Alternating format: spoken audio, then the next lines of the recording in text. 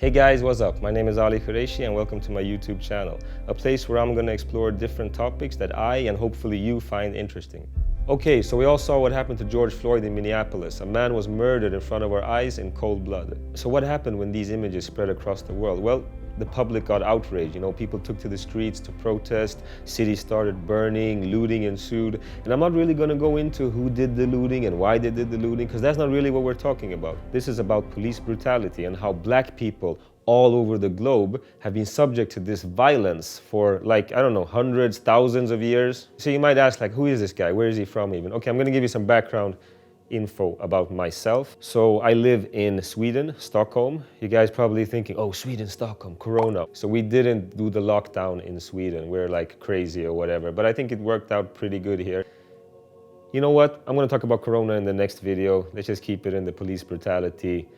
So about 1 week after George Floyd was killed, we started hearing rumors here in Sweden on the internet that there was going to be protests staged in central Stockholm. So I started wondering if I was going to go or not. To be totally honest, I wasn't really thinking about going until my big sister sent me a video from the actual protest, and I was like, wow, I can't miss this. Long story short, I got there and I met up with my friend Naif, that's actually standing behind the camera right now. What's up, bro?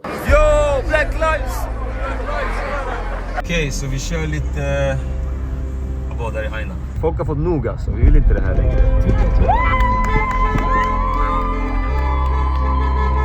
We just took to the streets, and just wanted to see what these, well, I'm gonna say kids because when I got there, it was mostly kids, and that's what I found very interesting with this whole thing, that the people walking the streets protesting weren't 35, 45, or 50. We're talking like kids from the age 13 to 20. So I'm gonna get into that a little bit later. First, I want to show you guys what actually went down on the streets of Stockholm.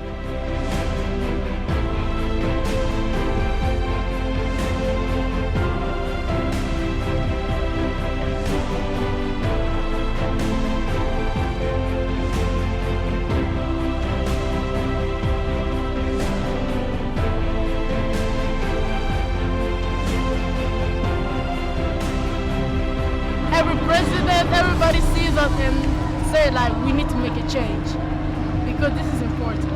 We can do better, we need to do better.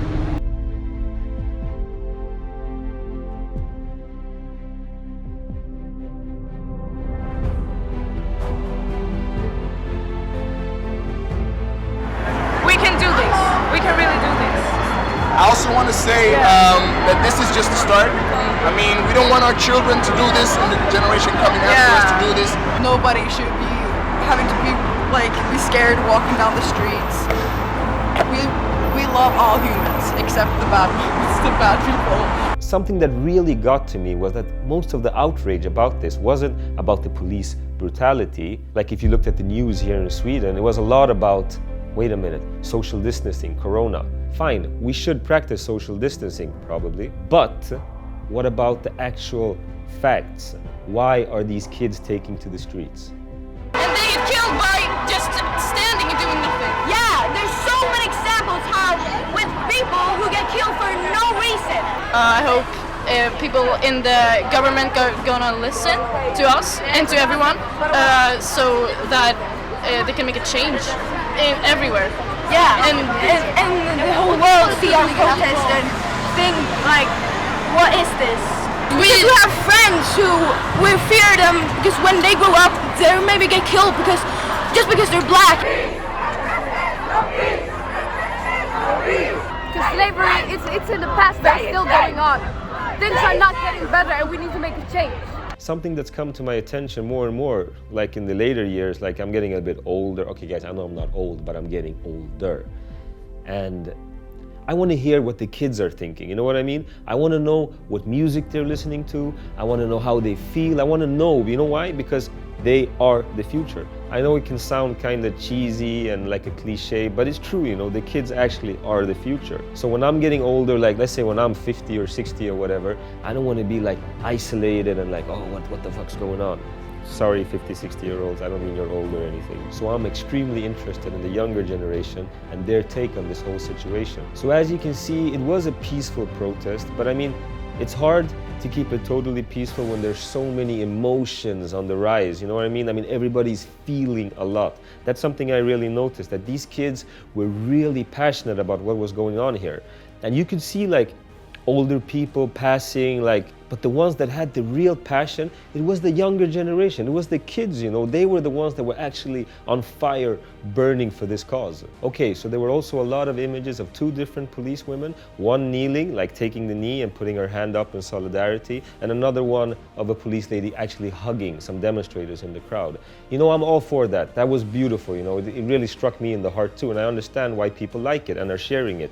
But I heard too little about the cops that were actually beating the shit out of 13, 14, 15-year-old girls. I mean, these are children getting their ass kicked.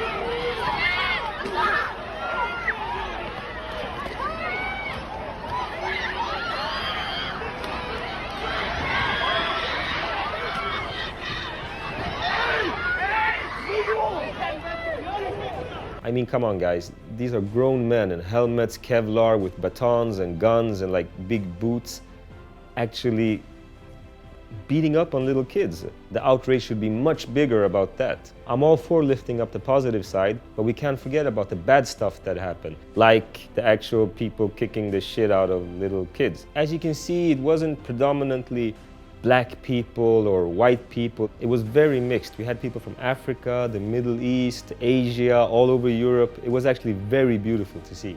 But you know, the only thing we can show is that we really care about black people. We really know that we have the same blood, you know.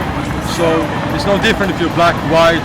Racism will always be, but we can always show that we don't respect it, we're against it. And not just with George Floyd, like always, every day, single day. Okay, but why is this happening in Stockholm? I mean, Minneapolis, Stockholm. I have a theory on this, you know, stop me if I'm like going off the edge now, but so suddenly we had the corona pandemic. We had a lockdown. People were spending a lot of time at home in front of their screens. I remember sitting at home and seeing what happened to Ahmaud Arbery.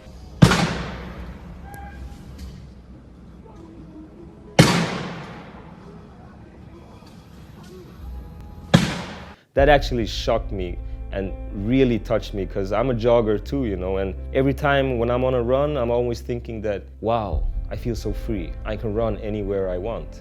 But after what happened to Ahmaud, I realized that some people can't do that. Not everybody has the freedom to run wherever they want. You might just get killed by a bunch of Nazis.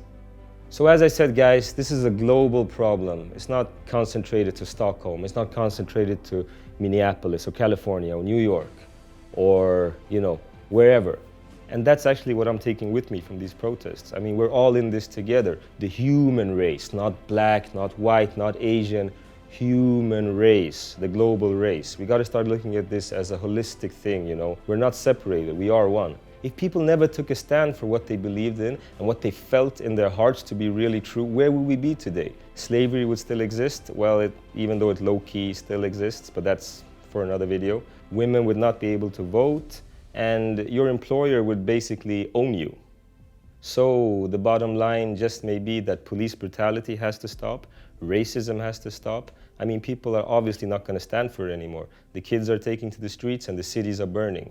What more do we have to see to make a change? That's all I had, guys. Thank you for watching. My name is Ali Qureshi.